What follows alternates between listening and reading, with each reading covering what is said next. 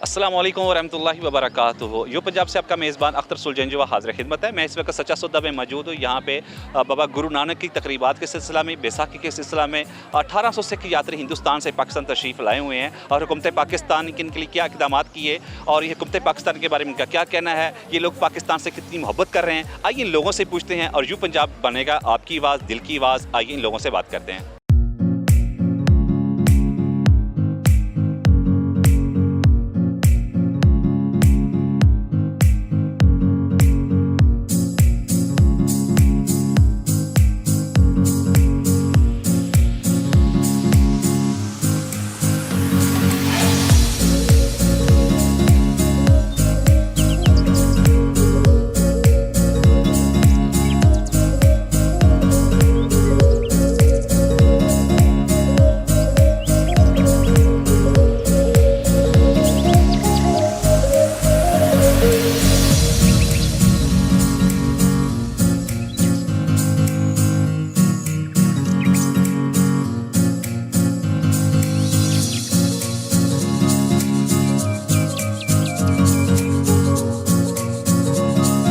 वाहेगुरु का खालसा, वाहेगुरु की फतेह।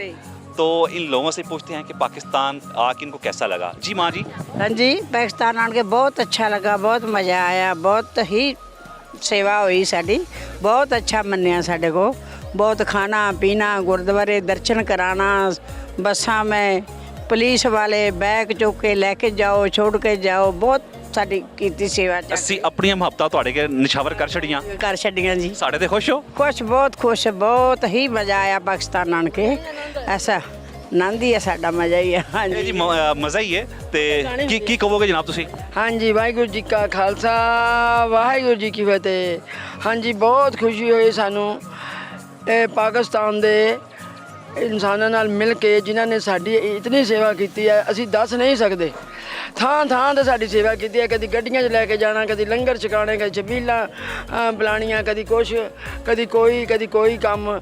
ਸਾਰੇ ਗੁਰਦੁਆਰੇ ਵੀ ਦਿਖਾਏ ਆ, ਦਿਖਾ ਵੀ ਰਹੇ ਆ, ਸਾਡੀ ਆਸੇ ਪਾਸੇ ਸਾਡੀ ਸੇਫਟੀ ਵੀ ਕਰ ਰਹੇ ਆ। ਇਹ ਕਿੱਥੋਂ ਤਸ਼ਰੀਫ ਲਿਆਏ ਹੋ? ਹੁਸ਼ਿਆਰਪੁਰ ਤੋਂ, ਸਟੇਟ ਪੰਜਾਬ। ਪੰਜਾਬ ਦਾ ਜ਼ਿਲ੍ਹਾ ਹੁਸ਼ਿਆਰਪੁਰ ਤੋਂ। हाँ जी, ਵੱਡੇ ਕੀ ਆਂਦੇ ਸਨ ਪਾਕਿਸਤਾਨ ਦੇ ਬਾਰੇ? ਉਦੋਂ ਸੁਣਿਆ ਉਹਨਾਂ ਕੋਲੋਂ?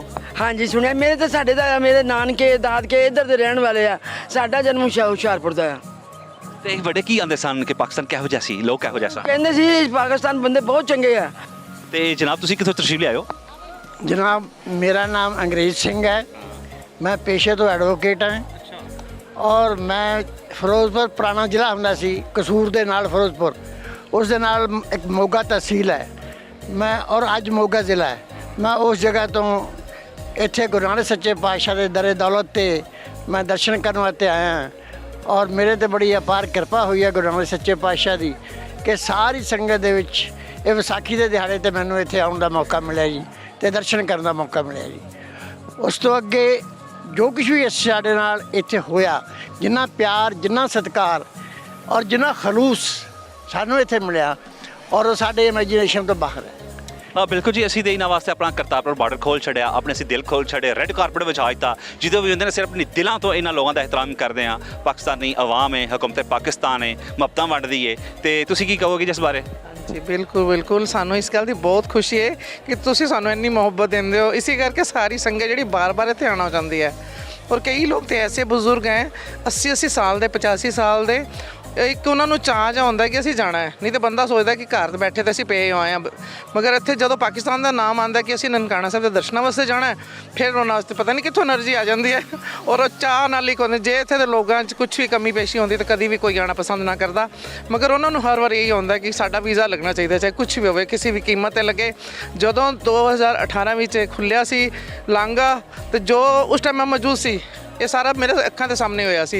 ਔਰ ਉਸ ਨੂੰ ਅਸੀਂ ਮਤਲਬ ਉਹ ਕੀਤਾ, ਮਹਿਸੂਸ ਕੀਤਾ ਸੀ ਕਿ ਜਿਤਨੀ ਲੋਕਾਂ ਦੇ ਚਿਹਰੇ 'ਤੇ ਰੌਣਕ ਸੀ ਕਿ ਸ਼ਾਇਦ ਮਤਲਬ ਹੁਣ ਬਿਲਕੁਲ ਹੀ ਸਾਰਾ ਖਤਮ ਹੋ ਜਾਏਗਾ ਵੀਜ਼ੇ ਵਾਲਾ ਸਿਸਟਮ ਹੀ, ਮਤਲਬ ਸਾਨੂੰ ਇਹ ਲੱਗਦਾ ਸੀ। ਮਗਰ ਫਿਰ ਵੀ ਵੀਜ਼ਾ ਹੈਗਾ, ਕਈ ਲੋਕ ਆਉਣਾ ਚਾਹੁੰਦੇ ਨੇ। ਮਗਰ ਇਹ ਗੱਲ ਤਾਂ ਮੰਨਣੀ ਪੈਣੀ ਹੈ ਤੇ ਪਾਕਿਸਤਾਨ ਅਮਨ ਵਾਲਾ ਮੁਲਕ ਹੈ। ਬਿਲਕੁਲ ਉਸ 'ਤੇ ਕੋਈ ਨੋ ਡਾਊਟ, ਮਤਲਬ ਇਸ ਗੱਲ ਦੀ ਕੋਈ ਸ਼ੱਕ ਨਹੀਂ ਹੈ।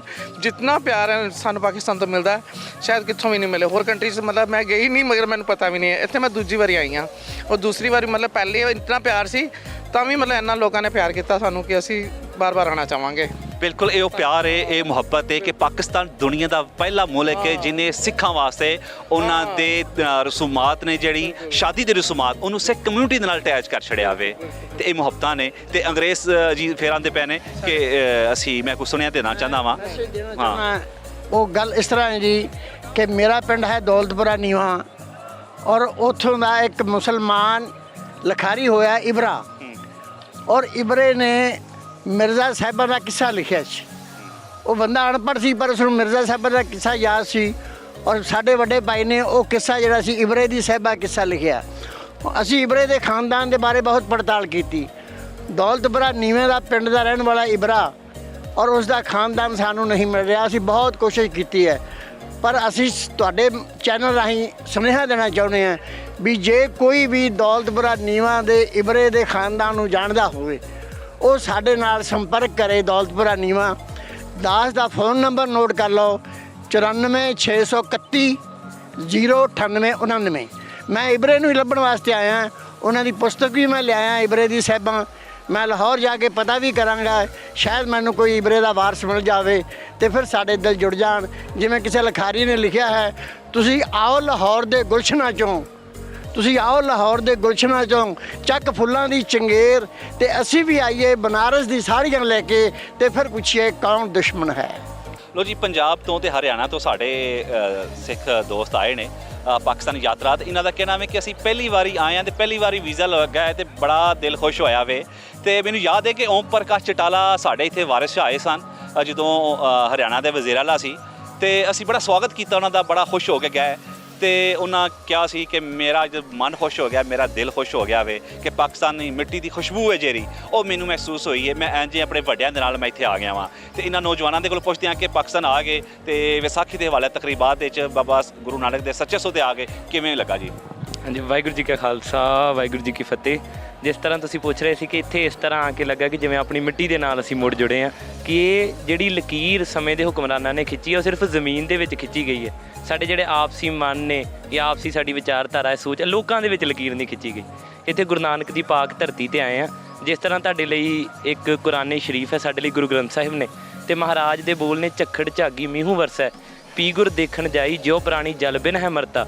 ਤੇ ਉਹ ਸਿੱਖ ਗੁਰ ਬਿਨ ਮਰ ਜਾਈ, ਕਿ ਜਿਵੇਂ ਪਾਣੀ ਤੋਂ ਬਿਨਾਂ ਬੰਦਾ ਮਰ ਜਾਏਗਾ, ਉਵੇਂ ਜਿਹੜਾ ਸਿੱਖ ਹੈ ਜਦ ਤੱਕ ਆਪਣੇ ਗੁਰਧਾਮਾਂ ਦੇ ਦਰਸ਼ਨ ਨਹੀਂ ਕਰਦਾ ਉਹਦੀ ਆਤਮਿਕ ਮੌਤ ਹੋ ਜਾਏਗੀ। ਅਸੀਂ ਪਾਕਿਸਤਾਨ ਦੇ ਜਿਹੜੇ ਹੁਕਮਰਾਨ ਨੇ ਤੇ ਜਿਹੜੇ ਵਜ਼ੀਰ ਆਜ਼ਮ ਨੇ ਜਾਂ ਇੱਥੋਂ ਦੇ ਜਿਹੜੇ ਬਸ਼ਿੰਦੇ ਨੇ ਉਹਨਾਂ ਦਾ ਤਹਿ ਦਿਲੋਂ ਧੰਨਵਾਦ ਕਰਦੇ ਹਾਂ ਕਿ ਉਹਨਾਂ ਦੀ ਜਿਹੜਾ ਉਹਨਾਂ ਨੇ ਸਾਨੂੰ ਪ੍ਰੇਮ ਦਿੱਤਾ ਹੈ, ਮੁਹੱਬਤ ਦਿੱਤੀ ਹੈ, ਕਿ ਉਹਨਾਂ ਦੀ ਬਦੌਲਤ ਅਸੀਂ ਇੱਥੇ ਆ ਕੇ ਆਪਣੇ ਗੁਰਧਾਮਾਂ ਨੂੰ ਸਿਜਦਾ ਭੇਟ ਕਰ ਸਕੇ। ਤੇ ਜਨਾਬ, ਵਾਹਿਗੁਰੂ ਕਾ ਖਾਲਸਾ, ਵਾਹਿਗੁਰੂ ਕੀ ਫਤਿਹ। ਤੇ ਆਏ ਹੋ ਹਰਿਆਣੇ ਤੋਂ? ਹਾਂਜੀ, ਹਰਿਆਣਾ ਤੋਂ। ਤੇ ਕਿਹੜਾ ਜ਼ਿਲ੍ਹਾ ਹੈ? ਰੋਹਤਕ। ਰੋਹਤਕ। ਤੇ ਵੱਡੇ ਵਡੇਰੇ ਕੀ ਆਂਦੇ ਸਨ ਪਾਕਿਸਤਾਨ ਦੇ ਬਾਰੇ? ਵੱਡੇ ਵਡੇਰੇ ਸਾਨੂੰ ਕਹਿੰਦੇ ਸੀ ਵੀ ਜਾਓ ਇੱਕ ਵਾਰੀ ਵੇਖੋ, ਦਰਸ਼ਨ ਕਰੋ ਪਾਕਿਸਤਾਨ ਦੇ। ਸਾਡਾ ਬੜਾ ਮਨ ਸੀ, ਕਾਫੀ ਸਾਲਾਂ ਤੋਂ ਅਸੀਂ ਸੋਚਿਆ ਸੀ ਕਿ ਚਲੋ ਇੱਕ ਵਾਰੀ ਜਾਈਏ, ਦਰਸ਼ਨ ਕਰੀਏ ਆਪਣੇ ਗੁਰਧਾਮਾਂ ਦੇ। ਅਸੀਂ ਅਰਦਾਸ ਕਰਦੇ ਹਾਂ ਵੀ ਉਹ ਸਾਡੀ ਅਰਦਾਸਾਂ ਅੱਜ ਕਬੂਲ ਹੋਈਆਂ। ਸਾਨੂੰ ਬਹੁਤ ਖੁਸ਼ੀ ਹੈ ਇੱਥੇ ਪਾਕਿਸਤਾਨ ਆ ਕੇ। ਪਹਿਲੀ ਵਾਰੀ ਅਸੀਂ ਵੀਜ਼ਾ ਲਗਵਾਇਆ ਸੀ ਤੇ ਪਹਿਲੀ ਵਾਰੀ 'ਚ ਹੀ ਗੁਰੂ ਮਹਾਰਾਜ ਨੇ ਸਾਡੀ ਅਰਦਾਸ ਸੁਣ ਲਿੱਤੀ। ਯੂ ਪੰਜਾਬ ਦੇ ਇਸ ਪਲੇਟਫਾਰਮ ਦੇ ਨਾਲ ਪੂਰੀ ਦੁਨੀਆ ਦੇ ਵਿੱਚ ਕੀ ਮੈਸੇਜ ਦੇਵੋਗੇ? ਅਸੀਂ ਮੈਸੇਜ ਇਹੋ ਦੇਣਾ ਚਾਹੁੰਦੇ ਹਾਂ ਕਿ ਜੋ ਲੋਕੀ ਇਸ ਟਾਈਮ ਸੋਚਦੇ ਨੇ ਕਿ ਅਸੀਂ ਪਾਕਿਸਤਾਨ ਦਾ ਵੀਜ਼ਾ ਲਗਵਾ ਲਈਏ ਤੇ ਉਹ ਹੋਰ ਕਿਸੇ ਕੰਟਰੀਆਂ 'ਚ ਨਹੀਂ ਜਾ ਸਕਦੇ, ਉਹ ਸਰਾਸਰ ਗਲਤ ਨੇ। ਅਸੀਂ ਇੱਕ ਵਾਰੀ ਪਾਕਿਸਤਾਨ ਆਈਏ, ਦਰਸ਼ਨ ਕਰੀਏ ਗੁਰਧਾਮਾਂ ਦੇ, ਫਿਰ ਅਸੀਂ ਵੀਜ਼ੇ ਲਵਾਈਏ ਬਾਹਰ ਦੇ। ਕਿਉਂ ਨਹੀਂ ਜਾ ਸਕਦੇ? ਜਾ ਸਕਦੇ ਆ। ਅਸੀਂ ਇਹ ਮੈਸੇਜ ਦੇਣਾ ਚਾਹੁੰਦੇ ਜਿੰਨੇ ਵੀ ਆਪਣੇ ਸਿੱਖ ਨੌਜਵਾਨ ਹੈ, ਇੱਕ ਵਾਰੀ ਆਪਣੇ ਗੁਰਧਾਮਾਂ ਦੇ ਦਰਸ਼ਨ ਕਰੋ ਜ਼ਰੂਰ ਆ ਕੇ।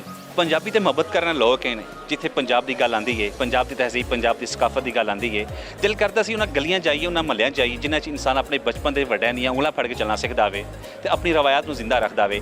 ਅੱਜ ਵੀ ਦੁਨੀਆ ਦੇ ਅਗਰ ਪੰਜਾਬ ਦੀ ਤਹਿਜ਼ੀਬ, ਪੰਜਾਬ ਦੀ ਸਕਾਫਤ ਜ਼ਿੰਦਾ ਰੱਖਿਆ ਹੈ ਤੇ ਪੰਜਾਬੀਆਂ ਰੱਖਿਆ ਹੋਵੇ। ਤੇ ਜਨਾਬ, ਕਿੱਥੋਂ ਤਸ਼ਰੀਫ ਲਿਆਇਓ?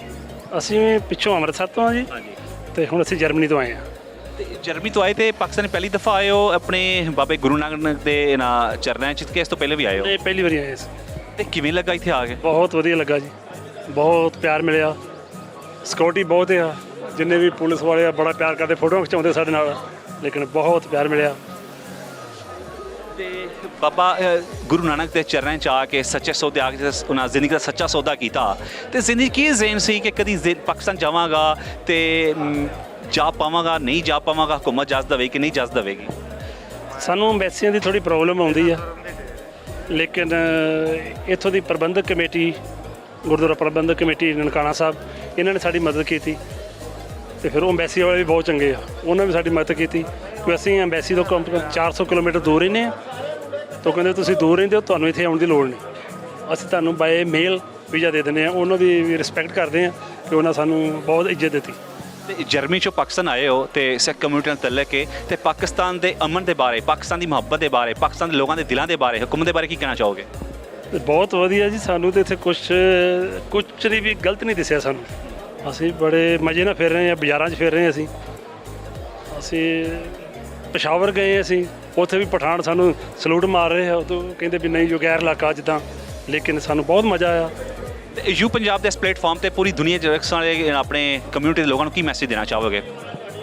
ਨਾ ਸਾਰੇ ਆਓ ਇੱਥੇ, ਅਸੀਂ ਮੇਰੇ ਅਗਲੀ ਵਾਰੀ ਜਾਵਾਂਗੇ ਉਸ ਬਾਬੇ ਨਾਨਕ ਦੇ ਦਰਸ਼ਨਾਂ ਨੂੰ।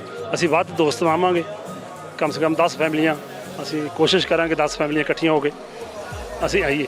ਲੇਕਿਨ ਉਹ ਕਹਿੰਦੇ ਸੀ ਕਿ ਜਾਓ ਵੇਖੋ ਮਾਹੌਲ ਕੀ ਹੈ ਉੱਥੇ, ਕੀ ਸਿਸਟਮ ਕੀ ਹੈ ਉੱਥੇ, ਲੇਕਿਨ ਬਹੁਤ ਵਧੀਆ, ਸਾਨੂੰ ਬਹੁਤ ਵਧੀਆ ਲੱਗਾ। ਬਿਲਕੁਲ ਨਾਜ਼ਰੀਨ, ਇਹ ਉਹ ਮੁਹੱਬਤਾਂ ਭਰੇ ਲੋਕ ਸਾਡੇ ਕੋਲ ਆਏ ਨੇ, ਅਸੀਂ ਮੁਹੱਬਤਾਂ ਦਿੱਤੀਆਂ ਨੇ, ਉਹਨਾਂ ਦਾ ਬਦਲਾ ਸਾਡੇ ਕੋਲ ਆਏ ਨੇ। ਅਸੀਂ ਪਾਕਿਸਤਾਨ ਦੀ ਹੁਕੂਮਤ ਨੇ, ਪਾਕਿਸਤਾਨ ਦੀ ਆਵਾਮ ਨੇ ਇਹਨਾਂ ਵਾਸਤੇ ਆਪਣੇ ਦਿਲ ਖੋਲ ਛੱਡੇ, ਆਪਣੇ ਰਾਹ ਖੋਲ ਛੱਡੇ, ਆਪਣੇ ਲਹਿੰਗੇ ਖੋਲ ਛੱਡੇ, ਕਰਤਾਰਪੁਰ ਦਾ ਬਾਰਡਰ ਖੋਲ ਛੱਡਿਆ, ਬਾਬਾ ਗੁਰੂ ਨਾਨਕ ਦੇ ਜਿਹੜੇ ਨੇ ਉਹਨਾਂ ਦੇ ਗੇਟ ਖੋਲ ਛੱਡੇ, ਰੈੱਡ ਕਾਰਪਟ ਵਿੱਚ ਆਇਤਾ। ਤੇ ਅੱਜ ਬਾਬਾ ਗੁਰੂ ਨਾਨਕ ਦੇ ਉਸ ਸੁੱਚੇ ਸੌਦੇ ਤੇ ਮੁਹੱਬਤਾਂ ਲੈ ਕੇ ਲੋਕ ਆਏ ਨੇ ਮੱਥਾ ਟੇਕਣ ਵਾਸਤੇ। ਇਹ ਜਰਮਨੀ ਤੋਂ ਲੋਕ, ਹਿੰਦੁਸਤਾਨ ਦੇ ਮੁਖਤਲਿਫ ਜ਼ਿਲ੍ਹਿਆਂ ਤੋਂ, ਮੁਖਤਲਿਫ ਸੂਬਿਆਂ ਤੋਂ ਲੋਕ ਆ ਕੇ ਪਾਕਿਸਤਾਨ ਦੇ ਨਾਲ ਅਮਨ ਤੇ ਮੁਹੱਬਤ, ਭਾਈਚਾਰੇ ਦੀ ਗੱਲ ਕਰਦੇ ਨੇ। ਉਹ ਭਾਈਚਾਰਾ ਜਿਹੜਾ ਸਾਡੇ ਵੱਡਿਆਂ ਨੇ ਕਾਇਮ ਕੀਤਾ ਤੇ ਅੱਜ ਉਹਦੀ ਤਜਦੀਦ ਇਹ ਸੀ ਕਿ ਅਸੀਂ ਵਾਕਈ ਆਪਸ ਦੇ ਵਿੱਚ ਉਹ ਮੁਹੱਬਤਾਂ ਹੀ ਵੰਡਣੀਆਂ ਨੇ ਜਿਹੜੀਆਂ ਅਸੀਂ ਵੰਡਦੇ ਰਹੇ ਹਾਂ। ਸਰਹੱਦਾਂ ਜ਼ਰੂਰ ਹੋ ਗਈਆਂ ਲਹਿਦਾ ਪਰ ਦਿਲ ਤੇ ਇੱਕ ਨੇ ਨਾ, ਗੱਲਾਂ ਦੇਖੀ ਨੇ ਨਾ, ਸਕਾਫਤ ਦੇਖੀ ਹੈ ਨਾ, ਤਹਿਜ਼ੀਬ ਦੇਖੀ ਹੈ ਨਾ, ਤੇ ਜ਼ਬਾਨ ਦੇਖੀ ਹੈ ਨਾ। ਉਸੇ ਜ਼ਬਾਨ ਦੇ ਇਸ ਪਲੇਟਫਾਰਮ ਤੋਂ ਯੂ ਪੰਜਾਬ ਤੋਂ ਆਪਣੇ ਮੇਜ਼ਬਾਨ ਅਖਤਰ ਸੁਲਝੰਜੂਆਂ ਨੂੰ ਇਸ ਰਿਪੋਰਟ ਦੇ ਨਾਲ ਇਜਾਜ਼ਤ ਦੇਵੋ। ਅੱਲਾਹ ਨਿਗਹਿਬਾਨ, ਪਾਕਿਸਤਾਨ ਜ਼ਿੰਦਾਬਾਦ।